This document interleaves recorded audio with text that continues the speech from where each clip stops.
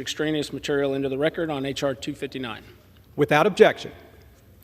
Thank you, Mr. Speaker. I would yield myself such time as I may consume. The gentleman is recognized.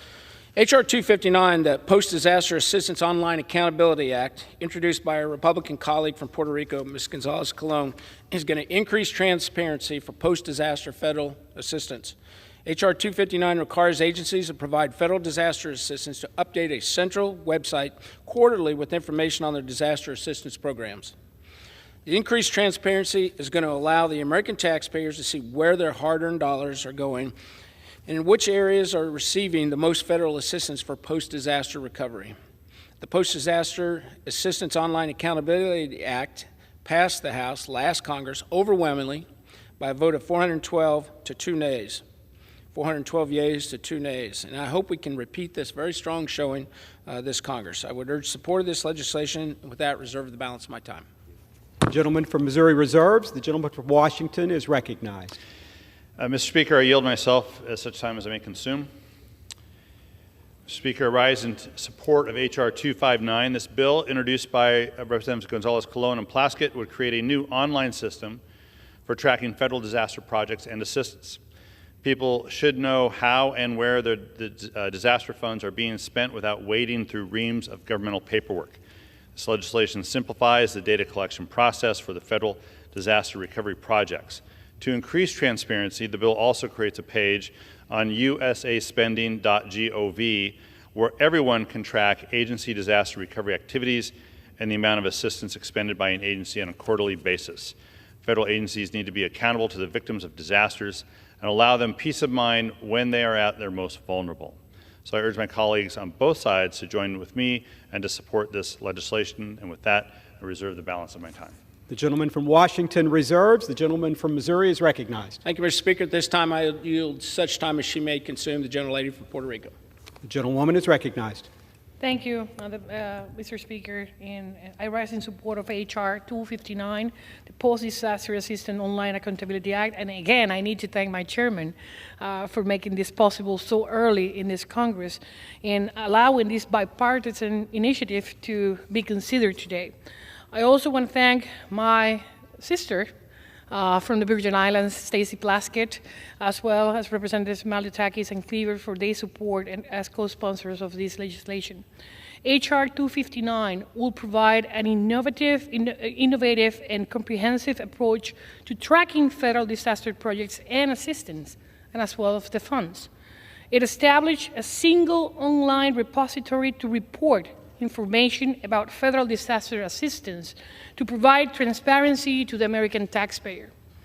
This proposal, developed in collaboration with the Project of Government Oversight, will establish a subpage for transparency of disaster assistance on the usaspending.gov website to better inform the public about the status of the use of disaster funding. And believe me, every time I go back to the district every weekend, this is the first question I receive from my constituents. What happened with the funds to the bridge? What happened with the funds to the school? What happened with the funds to the roads that are still damaged 5 years after the hurricane? And this question, many people ask themselves, where is the federal funding that has been approved by Congress? Where is the money that is being allocated for the federal agencies? Did a contractor have it? Is the local government spending the money well? Those are general questions that everybody, at least in Puerto Rico, are asking. So this bill will allow and will require agencies that offered disaster assistance, including the Department of Housing and Urban Administration, the Small Business Administration, the Department of Agriculture, and many others, to regularly submit updated information to the Office of Management and Budget to ensure that the best possible data is available in an easy, accessible format. The data to be published will include the amount of disaster assistance provided to the agencies, the amount of disaster assistance that has been obligated or expended to projects or activities, a detailed list of all projects or activities for which disaster assistance dispersed by the agency was expended, obligated, or used, including a description of the project or activity, as well as an evaluation of the completion status of that project. I think this will help not just the general public, not just American taxpayers, but also the government agencies to know where the funding is and when those projects are going to be completed. During the last few years in my district, like many others represented here in the House, has faced multiple hardships due to disasters. In our case in Puerto Rico, we're still working through the aftermaths of Hurricane Maria in 2017, the earthquakes of 2020, and last year's Hurricane Fiona.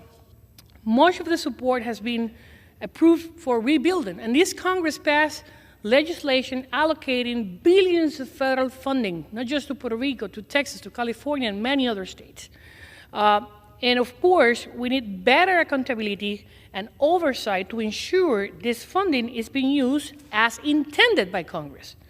H.R. 259 will foster accessibility and transparency of information to track federal funding and its status. It will also enable local mayors and legislators, non-governmental organizations, and individual constituents to know what funding has been used for, where the funding will go, and how much funding is left to be spent, among other information. We approve money here for hospitals in Puerto Rico, for piers, for bridges, and people don't even know where the money is because the project has not even begun yet. This kind of information will help not just federal and local agencies, but mostly the American taxpayers. This will allow better awareness of progress and utilization of resources, and to ensure that streams of available funding are not overlooked or underutilized. The transparency provided with this bill will be essential for better congressional oversight of disaster recovery in all the states and communities where it has been received, so agencies can account for how effectively it's being used. And if it's getting to the hands of the individuals and community that it was needed or intended to. Mr. Speaker, passing this legislation will assist our efforts to improve federal disaster response and make it more accountable and effective. And I urge my colleagues to vote for the passage of H.R. 259, the Post-Disaster Assistance Online Accountability Act, and I yield back. The gentleman from Missouri reserves. The gentleman from Washington is recognized.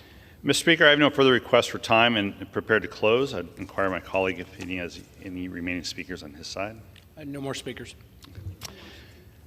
The gentleman from Washington is recognized. Mr. Speaker, the House passed this bipartisan bill on suspension as well in the past two Congresses, and I look forward to passing this common sense transparency measure again today, and I urge my colleagues to support it. And with that, I yield back the balance of my time. The gentleman yields. The gentleman from Missouri is recognized. Thank you, Mr. Speaker. Mr. Speaker, I ask unanimous consent to enter into the record a letter from the chairman of the Small Business Committee agreeing to waive consideration of H.R.